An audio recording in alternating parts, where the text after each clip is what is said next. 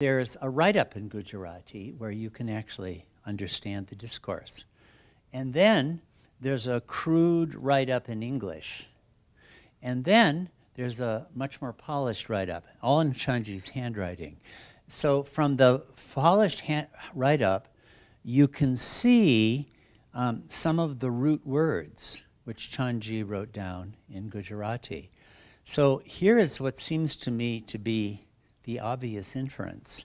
The Chanji took down notes, maybe at the time, and maybe that night, he was a very industrious guy, went back to his room and working from those notes, wrote up his recollection of what Baba said in Gujarati, because in this case it was easiest. And then going back to it, he wrote it up in a more developed and expressive form, and then he polished it a good bit. So who brought up the question about what Meher Baba's words are? Somebody did earlier. This is the billion-dollar question. I guess nowadays we have to go to trillion-dollar for it to be worth anything. Pretty soon it'll have to be quadrillion. The quadrillion-dollar question. What are Meher Baba's words? This is Baba's own secretary who was writing this stuff up, and there's clear evidence that he had in view its publication as a book. A KJ Dastur was going to do it, it looks like, and then KJ Dastur defected from Baba, and Baba was off to Europe, and the poor Indian Mandalay all got abandoned, so they filed the books away, and it never got done. But this was, what are Meher Baba's words? Well, Chanji, who was Baba's own secretary, was not hesitant to write up Baba's discourse with a view towards publishing it as a discourse in English. So are you going to say the question, are these Meher Baba's words? This is, see, the quadrillion-dollar question. Well, literally speaking, they're clearly not, right? And it may shock you all to hear it, but in point of fact, Meher Baba was silent, right? So he didn't give out any words at all. You know, maybe this would be a good time to, let me go to this. You know, hardly anybody ever commented on this. It's kind of an astonishing thing. But about how Baba's messages got composed. Where do I have this? Darn, I'm not remembering where it is. Shoot. No, I've gone past here. Let me just try to see if I, this is what Francis Brabazon, yeah, here it is, okay. You know Francis Brabazon, Baba's Australian disciple who lived with Baba from 1959 to 1969, author of Stay with God and many other great works. When Stay with God was being prepared for publication, Baba gave him 3 messages from Baba to put in the book, right? And Francis was writing to Robert Rouse, who was another of Baba's, close followers, who was living actually at the time at Avatar's abode, and he would talk on different topics. But here's what Francis said about how Baba would give a message. So now get this. He has given me some 6 pages of original material. I, of course, with the aid of, this little slash is Francis's symbol for the aid of Erich, had to work it out into English words. Erich and I spent 3 or 4 whole sessions with Baba on this, with me writing and rewriting and rewriting between sessions until Baba was completely satisfied. I have also been employed by Baba putting other material of his into English words. By the way, Francis played a huge role in the Everything and the Nothing. Are you acquainted with the Everything and the Nothing? Might be that. This experience has shown me how almost impossible it is, even with Erich interpreting Baba's gestures, and with Erich working with one to get Baba's say down into English words. Writing down the words that Erich speaks from Baba's gestures does not get the real sense because, first, Erich is translating from a language, Baba's sign language. Isn't that magnificent? You've seen films. Well, it's so expressive. But how can you put it into words? Of course, you had a Mandali who would do so. But Baba's expression of it, let me just say, I remember when I was working on Infinite Intelligence, Balna too would chat from time to time. And he was trying to say, when Baba would express what came out as a word, it was infinitely expressive. And like he gave us the example, we were working with infinite intelligence, where the word infinite occurs about 1 million times, and after a while, infinite, yeah, I know, infinite. Well, he was saying when Baba would gesture infinite, he would give this gesture, and it's like, oh my God, God is infinite. It's like, you have no idea, it's sort of like you get a glimpse of it, like that. So that was part of Baba's own language, Even something that comes out as a very bland word, it's not bland at all when Baba was giving it. This is all in what we're talking about with Baba's words, right? So, which is complete in itself, right? You've seen films. There's a wholeness and fullness to when Baba gestures. And second, because Baba gradually develops his discourse over a series of sessions. During the first session, he only intimates his subject. So one has to try and grasp ideas clearly and then find English words to express them. I think that's a magnificent description of someone who is actually doing it. So I believe that all of Baba's words that we have, this kind of process came into play in the creation of them. So the real and true answer, this may sound like I'm being a total relativist on this, which I am not, okay? But the real answer is, well, what were Meher Baba's words? This is the real answer. You had to be there. But Meher Baba did pay attention to the rendering of his discourses into words and putting the seal of his publication on them. So we can't just, that was part of his work too. So I think the future will have to learn to engage the question of Meher Baba's words in a new way. For the last 2,500 years, it's been Holy Scripture, right? And that, I feel, was a development that God brought about, and it played a huge role. And I'm not knocking it one little bit. If you read like Shankaracharya or Ibn Arabi, or let's say St. Augustine, these great saints, what magnificent things they did in the unfolding of Holy Scripture.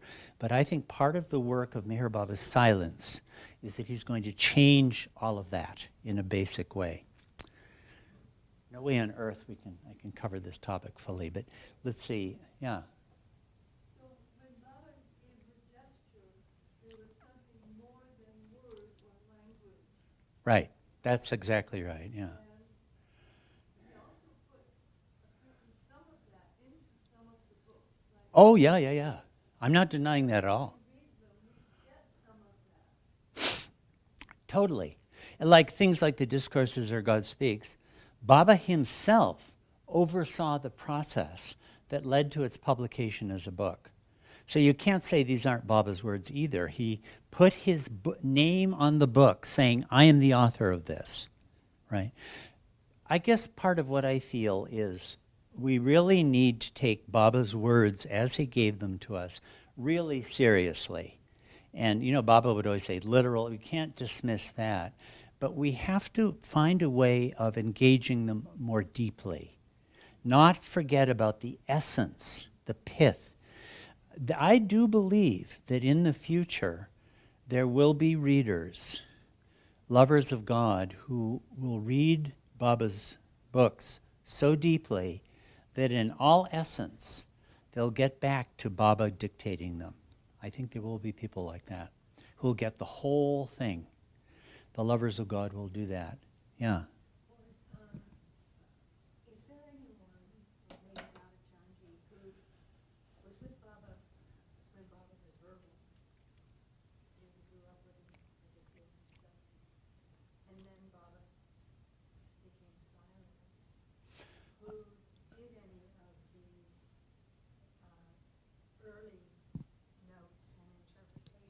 Yeah.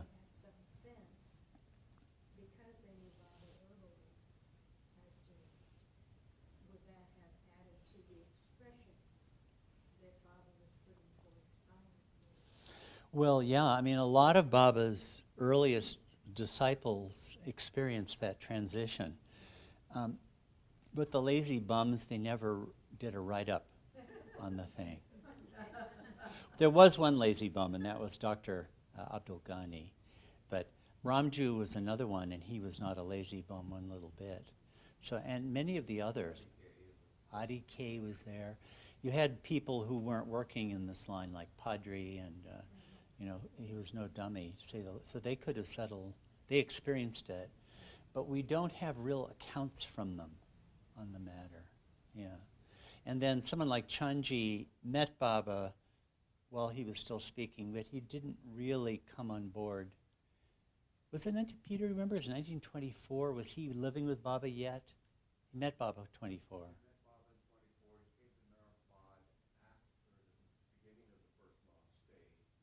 Which is January 25.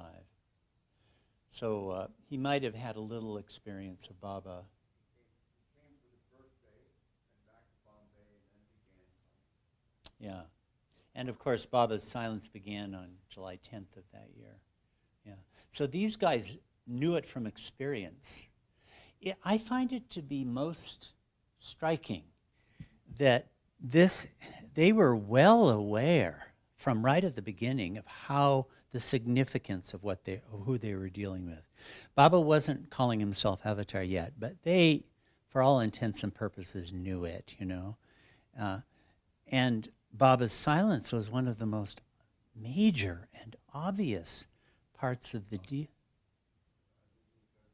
Yeah. One thing you do have there, you mentioned timepieces, and since he came just before silence, we know for sure he was there by April 25. Right. When he started keeping his diary, I have that beautiful note from the first anniversary of silence. Right. Manji explains how Baba gave discourse. 26, yeah. Yeah, there is a little bit there.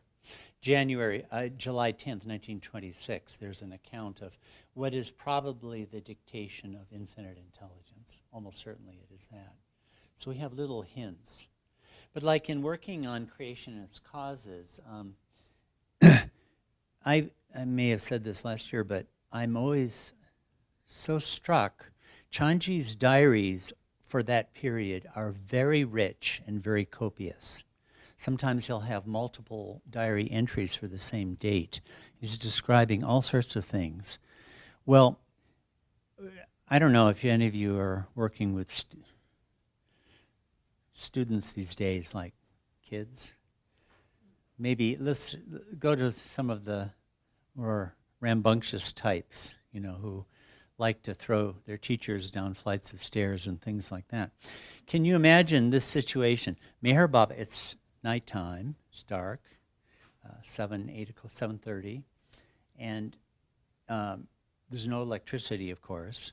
And Baba is in seclusion. He comes to the window of what is now the Samadhi, and he starts talking about prana and akash and the nothing and the everything, not the topic that every 14-year-old boy would be interested in, right? And you've got Gujarati speakers, Marathi speakers, Persian speakers, Urdu speakers, and you've got to do translations into all those languages, right? Well, if you tried to do that in a lot of schools in America, the only question is how many people would be killed before the session is over. There'd be a riot, right? Well, none of these diaries even mention how this was done. Because it was what I've inferred is it was so natural that it didn't occur to them to write about it, I don't even know who did the translations or who took wouldn't you think that topic would come up? But it was so natural around Baba that nobody really thought about it very much, I mean, being on silence like that, can you imagine if you tried to go and be on silence? So anyway, this is a big part. Yeah. Well, I guess I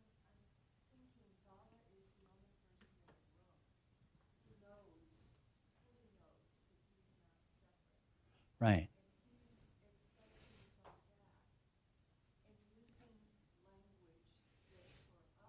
Right. Right. Mm. Mm.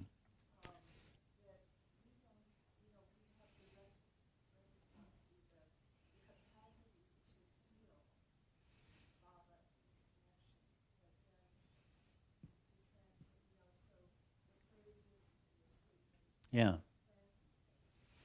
Yeah. Yeah. Yeah, I mean, Baba's way of communicating, it was really the live dictation was his medium.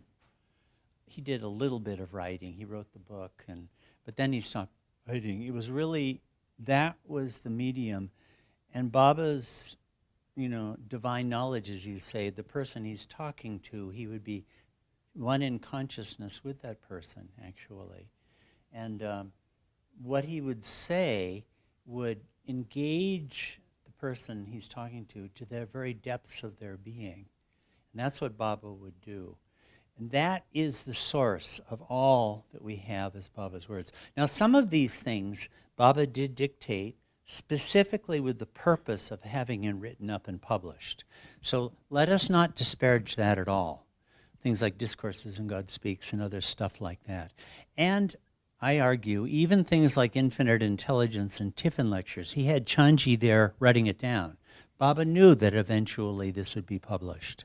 And I do feel the full force of Baba's avatar, but the atom bombs, as Erich told Don Stevens, they're there. I totally, my capacity to receive an atom bomb is sort of like a little pop. That's how much of it I can receive. But I will say that I've had a lot of pops. I believe in the atom bomb on the pop scale. Yeah.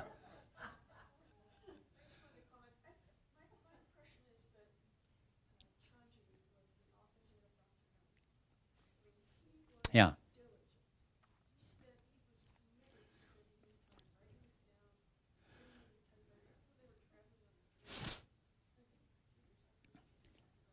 Yeah, yeah.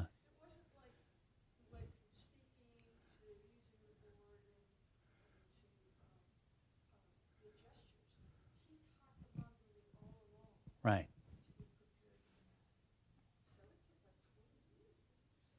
Yeah, Chanji, 20 years, 1924 to 1944. Chanji was extraordinarily industrious.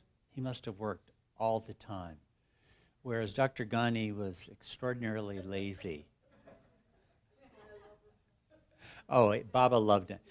Actually, his being lazy was part of his discipleship to Baba. That's really the truth. I probably told you this, but when I was just getting to know who the Mandali were in the 19th, do you know Dr. Ghani? Are you people acquainted? He's one of Baba's close Mandali.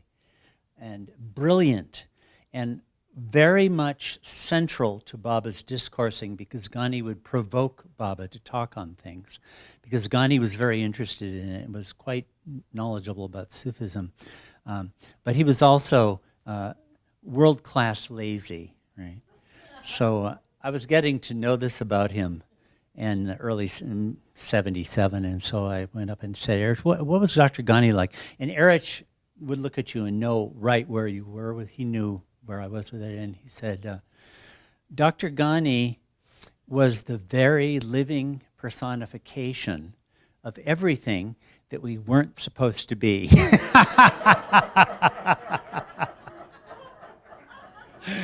And then he told, because, Erich was kind of on Chanji's side of this, of and then he told some of these hilarious stories about Ghani, But then Erich said, all of this was on the surface. He was a priceless gem, So that, too, is part of Baba's embrace, All kinds of people. If you're on the Ghani... Anyway, I won't tell. It's about somebody who's quite funny, actually. Yeah. But now, here's the thing about... this is all in Baba's words, and so this is a fundamental challenge to posterity about how to approach Baba's words. Because, the idea of Holy Scripture is let's take the Quran, which was dictated to Muhammad by the Archangel Gabriel, I believe it, and got written down quite early. Under the Mandali, they came up with it. I mean, you can raise questions about all of this, but it looks to me pretty darn good. So, a Muslim would be you could understand why they would say, these are the holy words of God. Every word is God's own speech to us. And I would say that's the dominant view within Islam, And also, it was never challenged by the greatest masters, like Ibn Arabi, perfect master, the supreme philosophic genius of Sufism. It never comes into question with him that these are the words of God. Even, it's more complicated, but with Shankaracharya, he was a perfect master and maybe even a minor incarnation of the Avatar, lived about the year 800 or so. He would take passages from the Upanishads. Now, anybody with some critical discrimination would say about some of these Upanishads, these are anecdotal write-ups of probably some perfect masters hundreds of years before. Obviously, you can't take these as literally what the person said.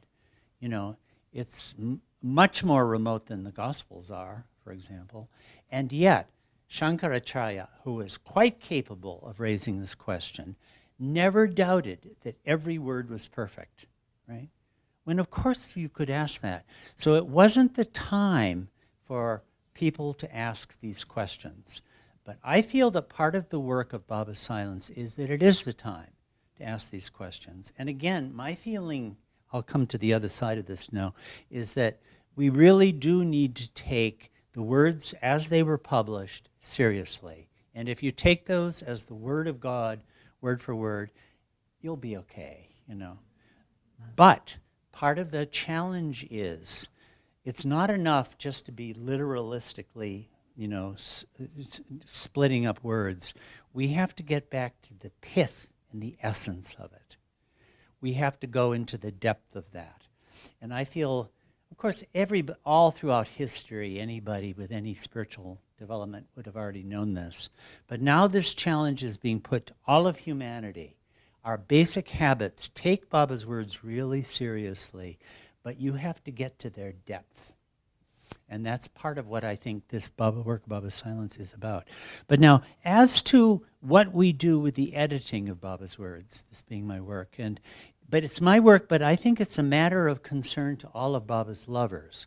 Because, people will naturally say, well, you say these are Baba's words, but why should I believe that, right? And that's a very fair question. And Baba did make provision for this through his last will and testament. This is it. Some of you I might have shown this before. This is actually the document, what it looks like. 1959, Baba signed it, you see. Last will and testament of M.S. Irani, otherwise known as Meher Baba. And of its 7 clauses, and the last clause is just a sign off, basically. 3 of them have to do with copyrights. So you know what copyright is? The ownership of intellectual property. Now there may be many who would say the Avatar's words belong to the universe, to the whole of humanity. Nobody can own them. It would be reasonable to think that, right? But Baba actually decided otherwise. And he actually made provision for the ownership of the intellectual property, most of which was to go to the Avatar Meher Baba Trust. And so here he says, except for, and then he lists a bunch of books which he had given to Sufism reoriented. I own copyrights in all my literary works, direct and indirect, published and unpublished, including, and notice the list here is not a list of titles, but a list of literary genres, right? Including sayings, poems, messages, articles, discourses, books, charts, maps, even maps, etc., as well as the copyrights already gifted to me and those that may be gifted to me in the future by other writers who love me, and hereinafter collectively called the copyrights. So Baba was giving the copyrights of all of it to the Avatar Meher Baba Trust. So because of that, at the trust, I was one of the people involved in this, we felt it was a fundamental task entailed by copyright to come up with coherent policies on how Baba's words were to be edited. Now, this is a really important distinction. Since this has been my main work for 25 years, a really important distinction that I make. You know, I was talking a minute ago where humanity will be challenged to read Baba's words, taking them as they come seriously, but fathoming, going into their depth, right? Well, I do not believe that people who edit Baba's words, you have to try to go into their depth, but you can't rewrite it on that basis because that's for humanity to do. It is not for the editors, right?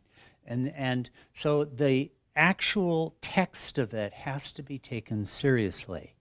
And you can't just go revise, because then everybody will say, well, you say this is Baba's words, but it sounds like Ward Parks to me, you know, that asshole, I don't believe this one little bit.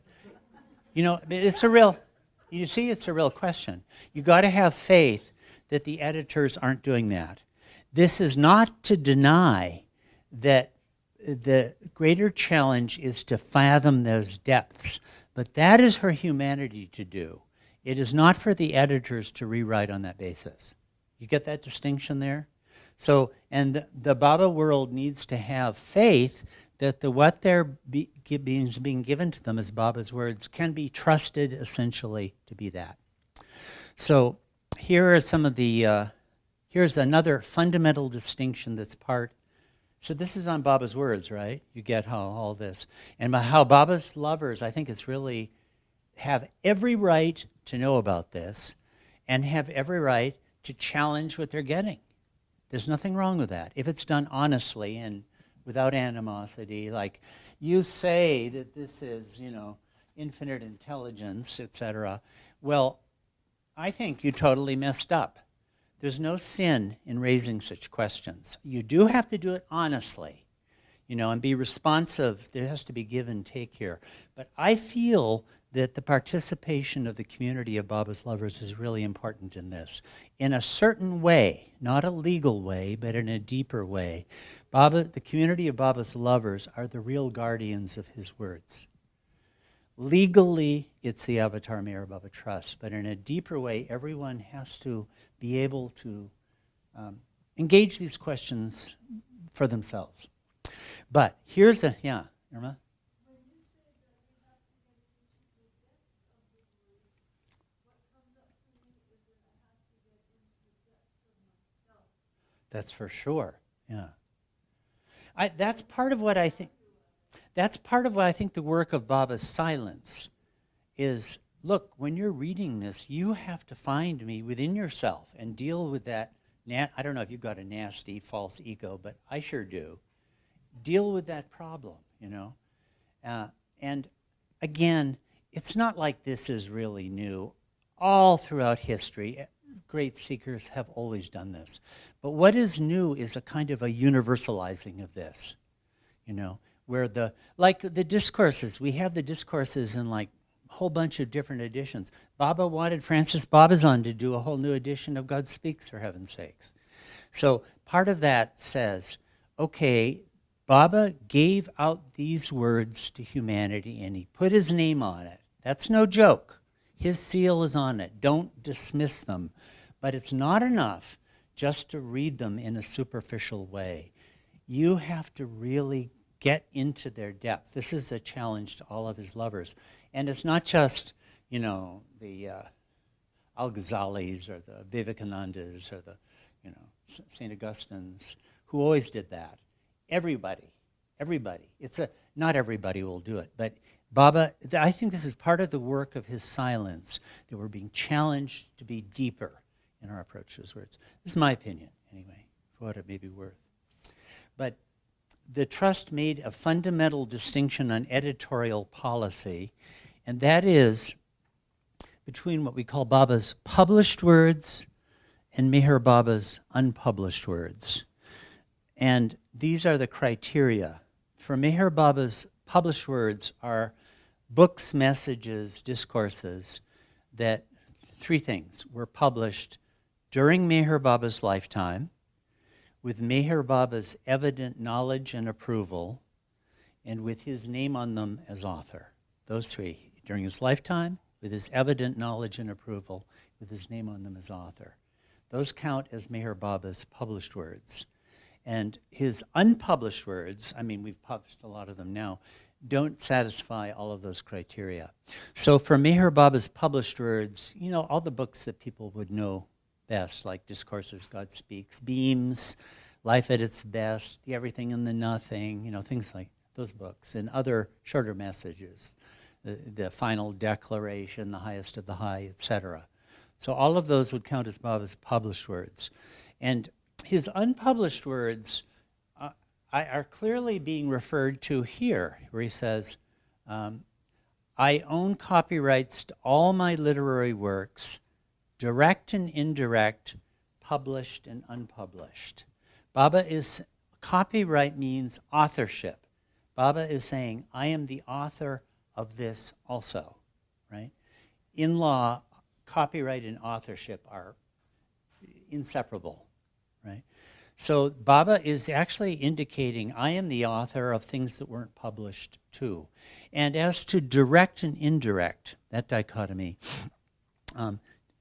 we have to presume, since this is Baba's last will and testament, that he was meant these to be, it wasn't, you know how Baba talked in his own language and in our language. Well, this has got to be at least partly in our language, or how do you deal, you know, probate a will, right? So direct and indirect, I mean, like an indirect would be something recorded in a diary, and it comes to us in that form. So to me, clear, I mean, it's not just me, to the whole trust committee dealing with this, infinite intelligence is a clear case. Tiffin lectures, creation and its causes. These come to us in recorded accounts. That would be indirect, right? So these are Baba's unpublished words. This is the fundamental, this distinction is basic in Trust's editorial policy, right? For Baba's published words, basically, we leave them alone. Now, when I say basically, if there's a spelling mistake, there's one discourse where it's impossible with 3 S's. Well, do we have to go on reproducing it that way for 700 years? Or the table of the classification of the types of meditation on page 168. Well, the text got reflowed and it's now 184. So do we have to go on? I mean, it's common sense, right? Things like this. But part of the policy is that every editorial alteration, howsoever tiny, needs to be recorded and made publicly available. Because one thing people might say is, oh, well, you say you're doing that, but in point of fact, you're doing much more. Fair question. So we have a register of editorial alterations that are available in the book or on the website. So spelling mistakes or subject-verb agreement, you know, or things like that. Accidentals, I would say. That's the limit of editing that happens with Baba's published words. But now with Meher Baba's unpublished words, that's another case, because it's obvious that more had to be done and has to be done on them. I won't take the time now to show you some of the passages from the intelligence notebooks, as we call them, that are the basis for infinite intelligence. But if we spent an hour reading them, I think almost everybody would, except the most literalist diehards, would agree this has to be edited.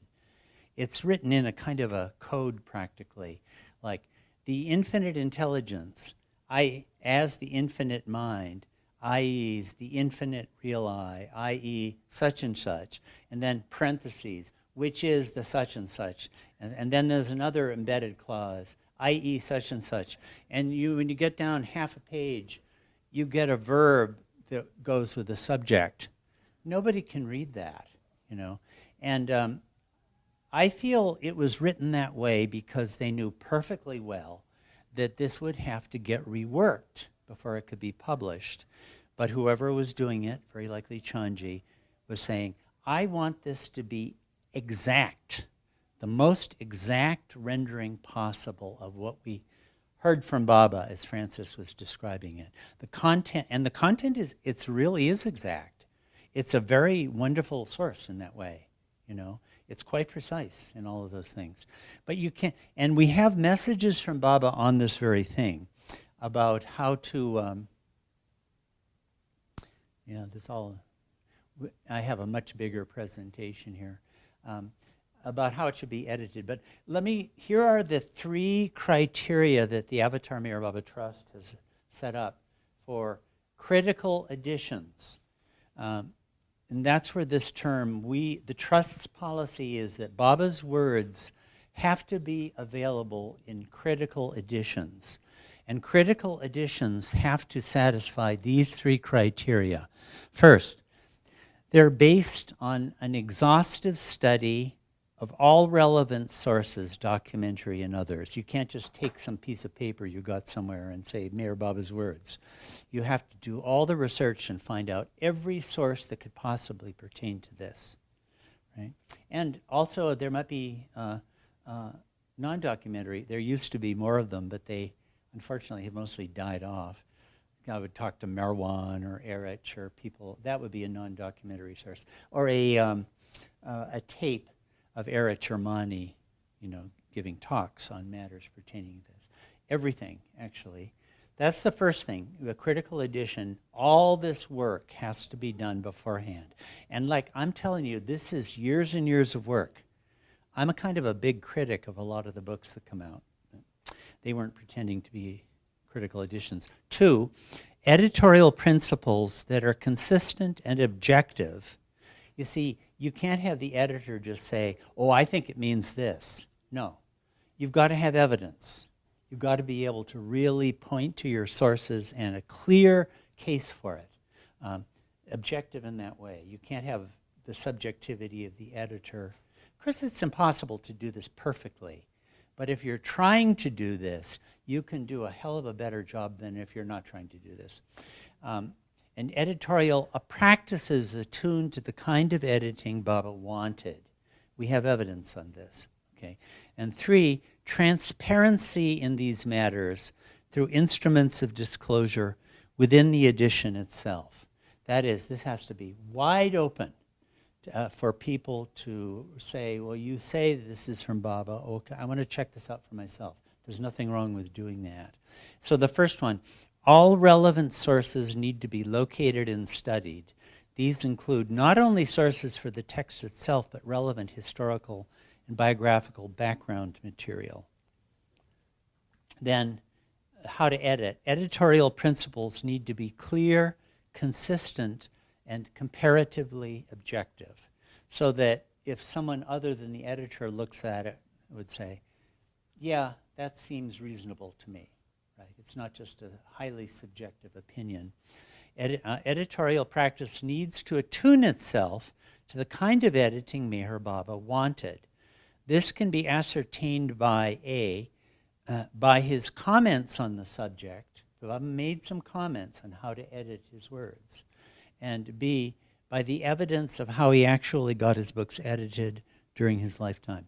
Like here's an example. He wanted Francis Brabazon to do a new edition of God Speaks. But Baba never finished giving Francis the points he needed, and Francis never did it, as it turned out. But Francis did, in his own handwriting, do about 20 pages.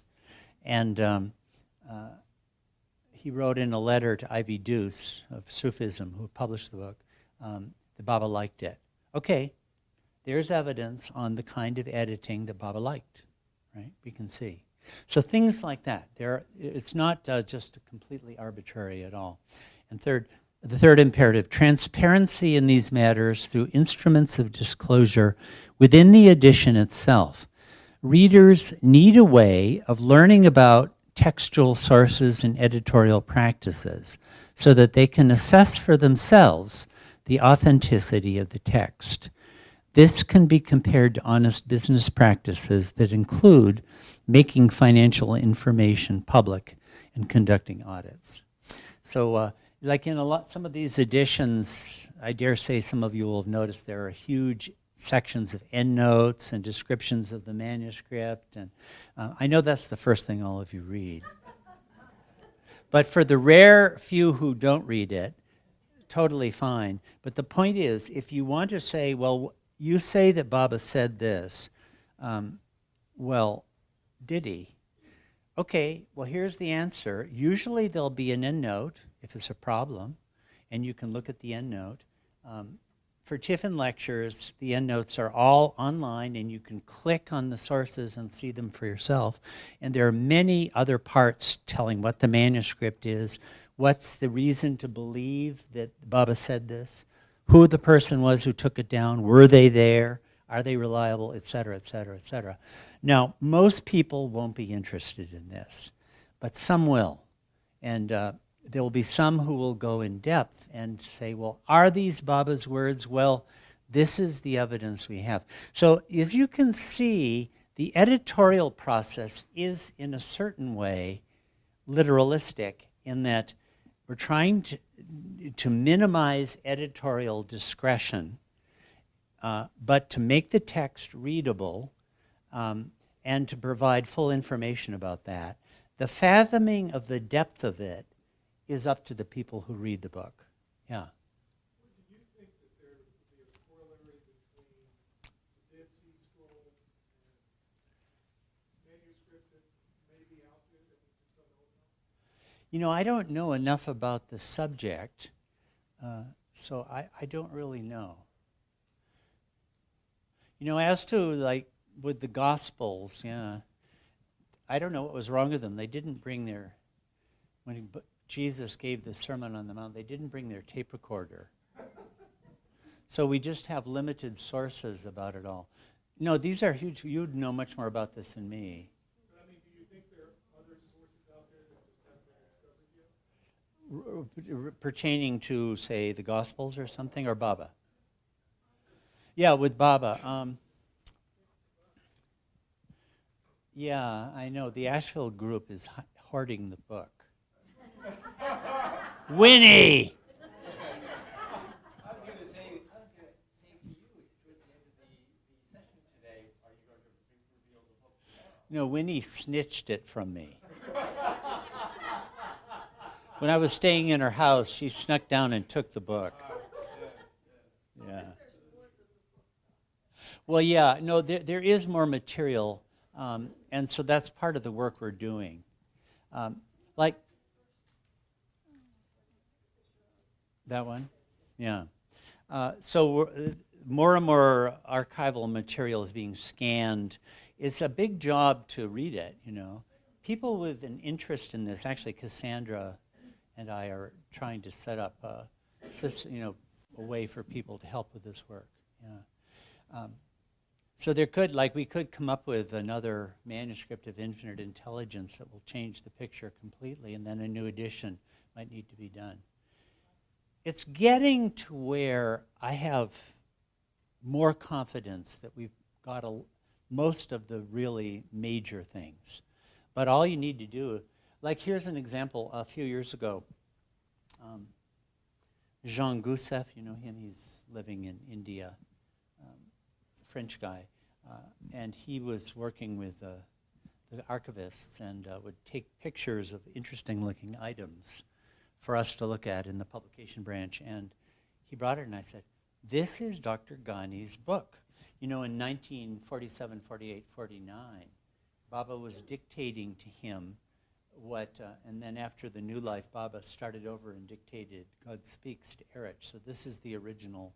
The 10 States of God chapter is there, for example. Now that was a total unknown thing. So things do pop up. We'll just have to wait and see. There's a lot more work. You know, in terms of like archiving and publishing, there's really a lot to be done. It's not just preserving papers. That's essential. But there's the study of them, the assimilation of them, the correlation of them, all this kind of stuff. Yeah.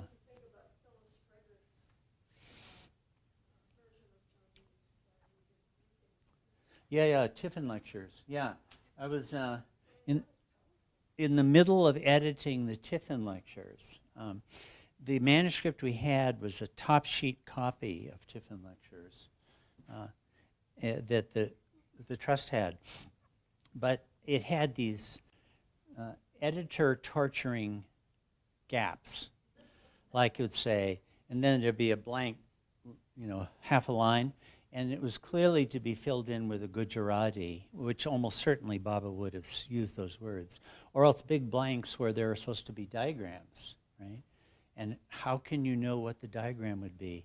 So I'd been tormented with this for 15 years, and I was over with the Chris and Christy Pearson. We were going through some of their stuff for another purpose completely, and by God, they had a carbon copy of the typed manuscript with all of the stuff filled in. So these things, it's our primary source. They wouldn't fill it in on the top sheet copy. They didn't want to spoil it. But the carbon copy was much more valuable than the top sheet. So these things do pop up, and maybe more will. We'll have to see about. You've done the bulk of the work from the 20s as far as manuscripts go. We only have the combined diaries, and that's really not relevant to the Right. subject.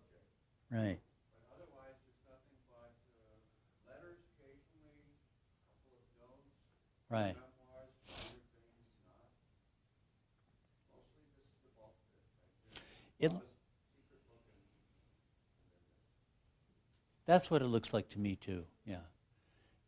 Maybe we'll be proven wrong, but the likelihood is that we've got a pretty complete picture, is what I would say.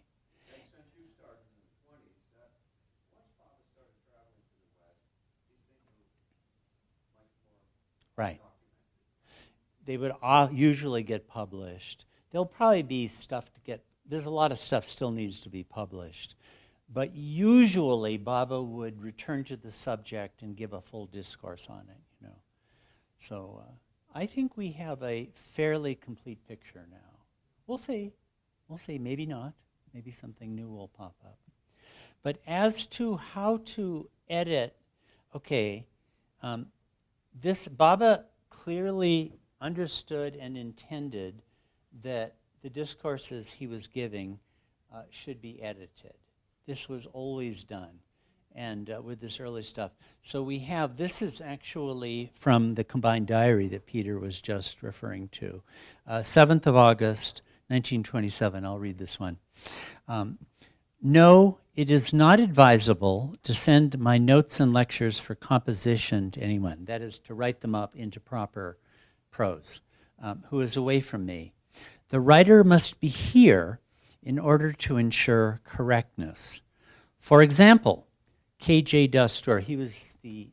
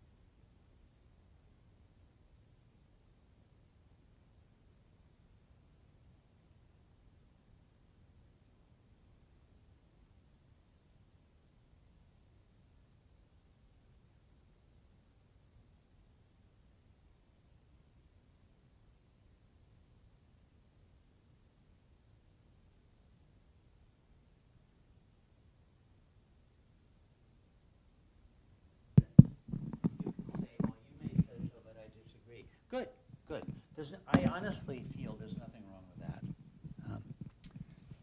Okay, there's a little nutshell now.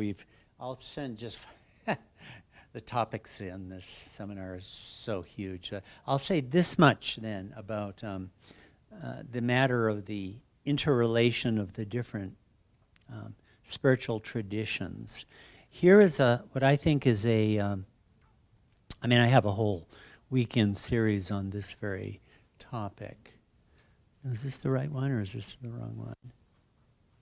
No, that's not here. Sorry. What do I have here? Okay. Let's get here's an image. Beads. This is the mastery and servitude symbol, versions of it, which has the symbol of the different religions. So Baba said, I've come to bring together the great religions of the world like beads on a string, right? You know that phrase. So that, I think, will be a guidance to our community of Meher Baba's lovers when the time comes. And for some people, the time may have come now for people who are interested in the subject.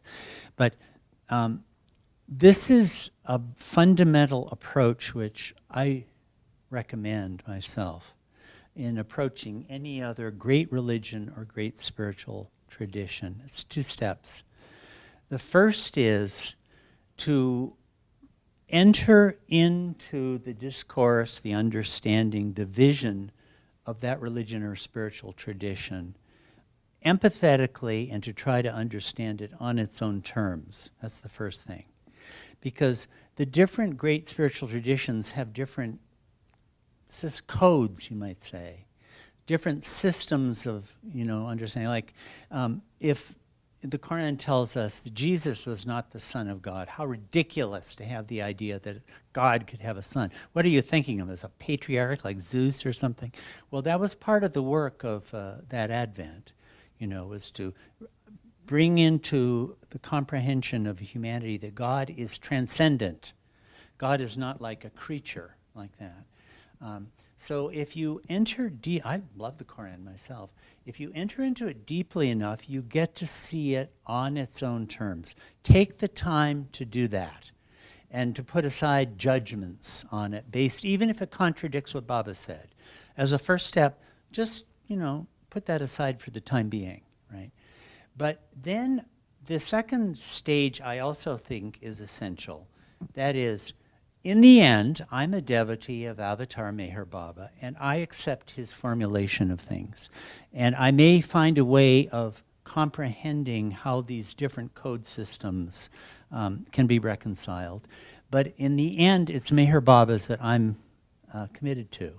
And I shouldn't be ashamed. If somebody says, is Muhammad the Avatar? My answer is yes. I mean, I might, be a little tactful when talking to a Muslim with, who would be offended. There's no need to offend people all the time. But yes, he was the Avatar. Why? Because Meher Baba said so. And that's my commitment. And let's suppose someone was then to say, now wait a second, Ward. Muslims back at that time, or Christians back at the time, or Buddhists back in Buddhist time, had a certain understanding to which they were committed, and you are now saying that your understanding supersedes those. But theirs was a limited framework given within the context of that period of time by the Avatar. Well, you're operating under another limited framework that is just going to change by the next Advent just as much as these old ones were. And my answer to that would be, yes, that's true. But I am accepting this because Avatar Meher Baba has the divine gnosis and gave this as appropriate understanding for this time.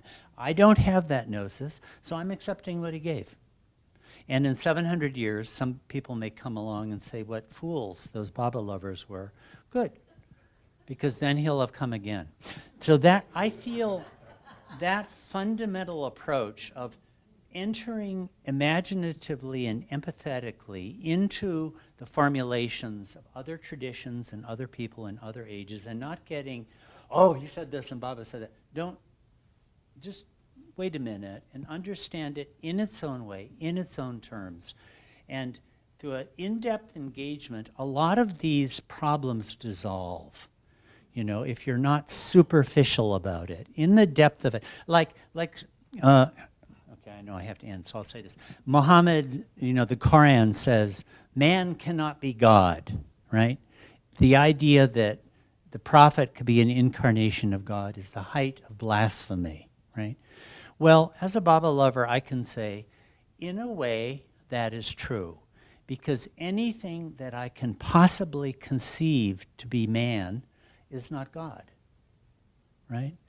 Even if I were on the sixth plane and saw Muhammad that way, that still would not be God. So in that way, it's true. And that was the truth that maybe Muhammad's advent was trying to emphasize. So I really do feel that and if we really enter in a loving and empathetic and deeply comprehensive way into the formulations of the past, it will help to create a feeling of beads on a string, because people from other traditions won't feel that they're being attacked so much.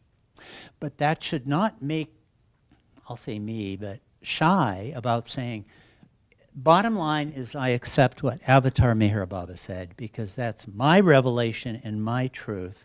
It's a limited truth, but that's all that I'm capable of. So if the question comes up, this is where I take my stand, because you have to take your stand somewhere.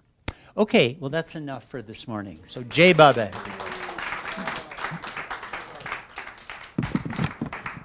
So 2 o'clock. Showed up at 2 o'clock, that's right. So this afternoon is really going to be about fundamental metaphysics. Winnie, is it okay to leave it? The Daily Study Guide, which was the second.